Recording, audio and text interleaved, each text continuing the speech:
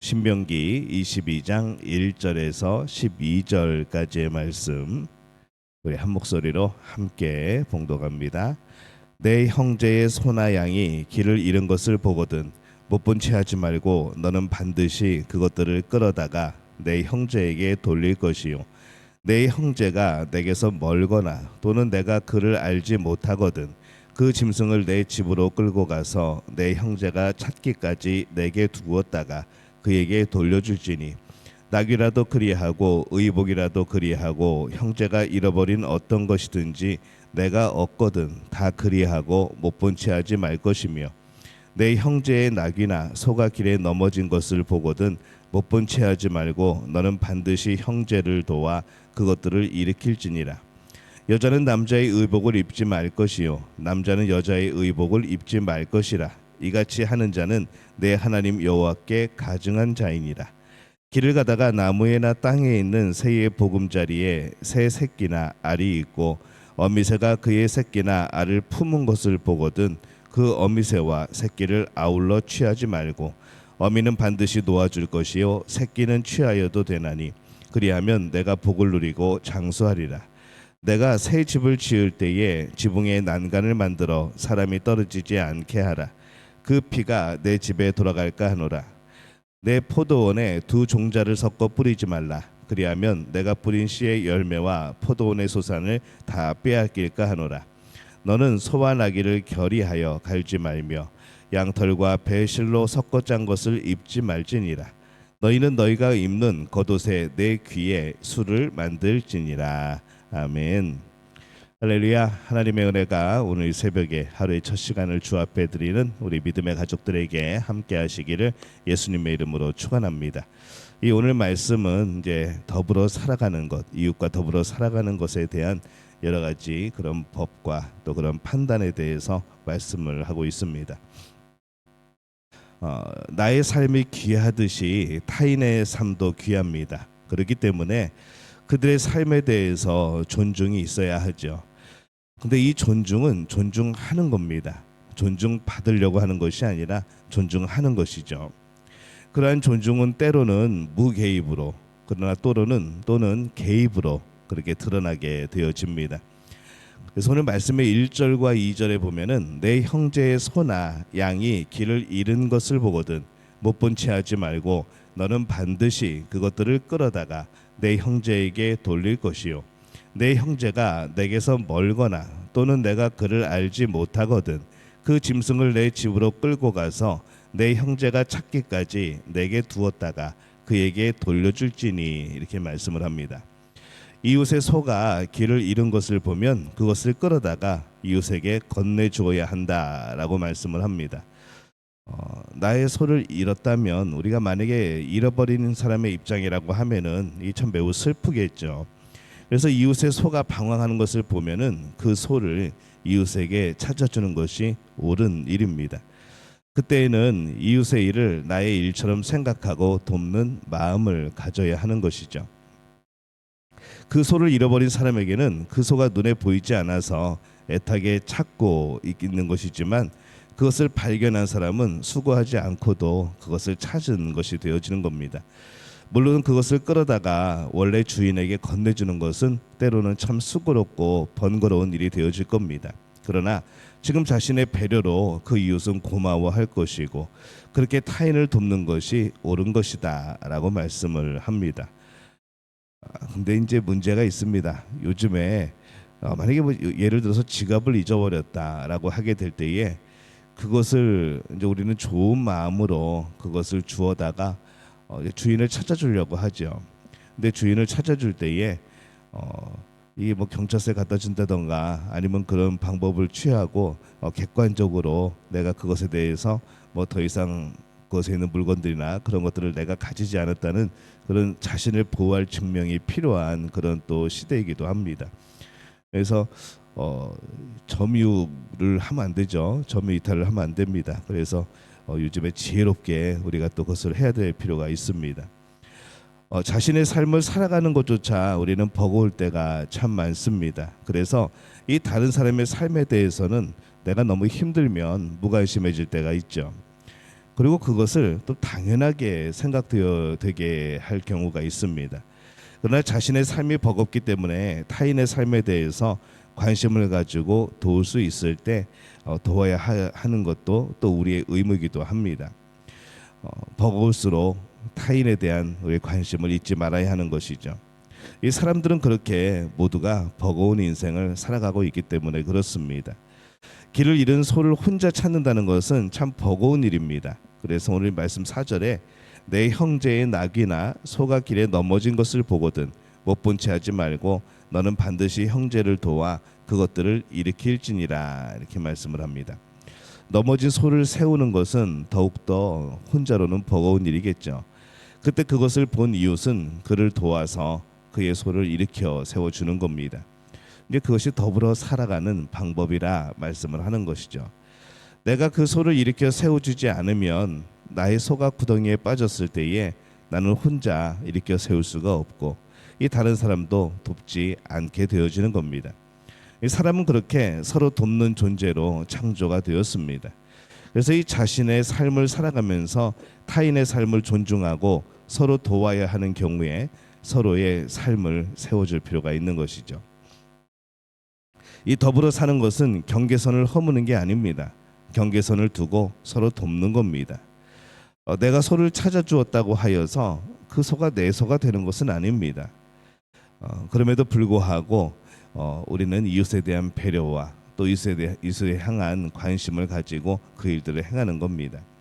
5절 말씀에 보면은 여자는 남자의 의복을 입지 말 것이요 남자는 여자의 의복을 입지 말 것이라 이같이 하는 자는 내 하나님 여호와께 가증한 자이니라. 이 말씀은 패션에 대한 이야기가 아닙니다. 여자처럼 입는 패션이 아니고 남자처럼 입는 패션이 아니고 창조 질서에 관한 그러한 말씀이죠. 무엇보다 중요한 것은 이 창조 질서의 경계를 아는 겁니다. 남자와 여자의 경계를 분명히 하여 우리는 창조가 되었습니다. 하나님께서 필요하시다면은 또 제3의 성을 만드셨겠죠. 하지만 그것은 하나님이 만드신 것이 아닙니다. 우리는 성경을 기준으로 볼 때에 남자와 여자를 창조하신 겁니다. 그것이 경계인 것이죠. 그렇다면 그 창조 질서에 따라서 그것을 지켜야 합니다. 창조 질서 안에서 서로 더불어 살아가야 하는 것이죠. 그러한 경계를 지키는 것은 차별이 아니고 질서입니다. 이 자꾸 차별하고 질서를 우리는 헷갈려 하죠. 남자로 창조함을 받은 사람은 남자로 살아야 하는 것이고 때로는 사람의 마음이 남자로 태어났는데도 여자로 살고 싶을 수 있습니다. 그러나 우리는 규칙을 만드는 사람이 아니고 규칙을 지키는 사람입니다. 자꾸 우리가 무엇인가 규칙을 만드는 사람이라고 생각을 하게 되면은 이 하나님이 만드신 모든 것에 대해서 하나님이 정해놓으신 모든 것에 대해서 불만을 가지게 되어지는 것이죠. 왜 그렇게 만드셨나요? 왜 그렇게 정했나요? 우리는 규칙을 지키는 사람들이라는 것이죠. 우리는 말씀을 만드는 사람이 아니고 말씀을 순종하는 사람들입니다. 이것에 대해서 헷갈리면은 우리는 계속 혼란을 일으키게 되어지고 이 하나님을 섬김에 있어서도 순종이 아닌 나만의 그런 신앙을 갖게 되어지는 그런 참 좀 어려운 그런 신앙생활을 하게 되어집니다. 만약 남자로 태어났는데도 여자로 살고 싶다면 그런 사람에게는 그러한 마음이 많이 힘든 일이 되어질 겁니다. 그러나 규칙을 지키는 자로 조금 더 힘을 내고 이겨낼 필요가 있는 것이죠. 이 창조 질서라는 경계를 통해서 서로 더불어 살기 위해서는 무엇보다도 겸손이 필요합니다. 6절 말씀에 보면은 길을 가다가 나무에나 땅에 있는 새의 보금자리에 새 새끼나 알이 있고 어미새가 그의 새끼나 알을 품은 것을 보거든 그 어미새와 새끼를 아울러 취하지 말고, 이렇게 말씀을 합니다. 새와 그 새끼를 발견했을 때 그것을 발견한 사람은 이게 웬 떡이냐 그럴 겁니다. 모두 다 취할 수 있기 때문에 그렇죠. 그러나 그렇게 다 잡아버리면 어느 순간 다음에 잡을 것이 없어지게 됩니다. 그렇기 때문에 이 동물을 잡아먹는 일이든 자연을 개발하는 일이든 우리는 겸손한 사용자가 되어야 하는 것이죠. 하나님께서 창조하신 것을 우리는 사용하는 사람들입니다.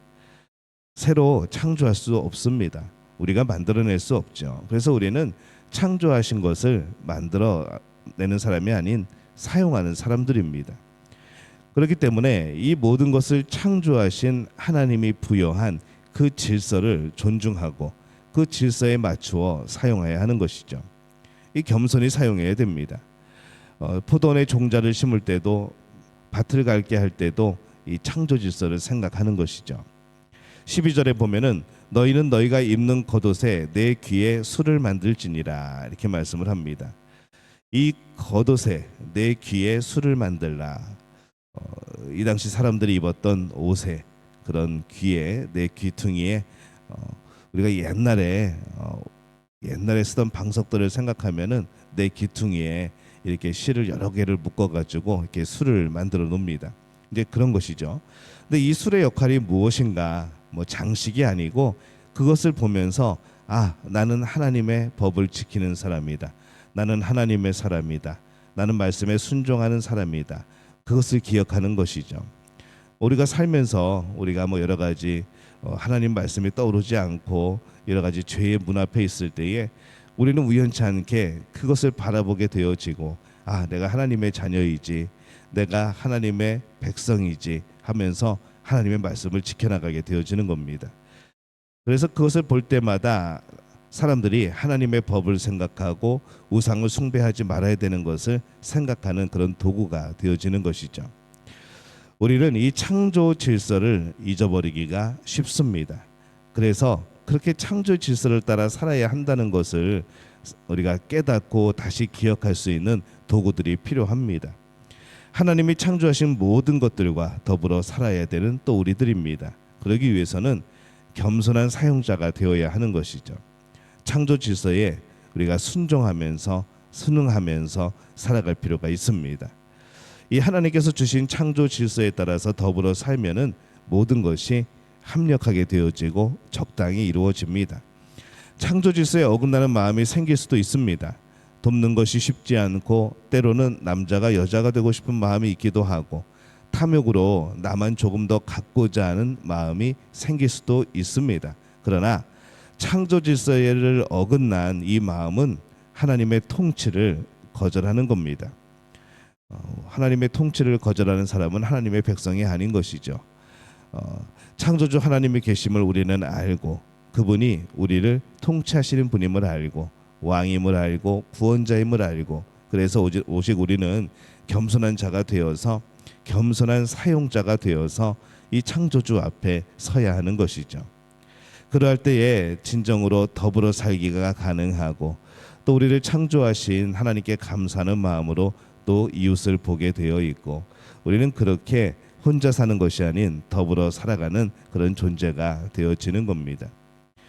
우리에게 성숙이 필요합니다.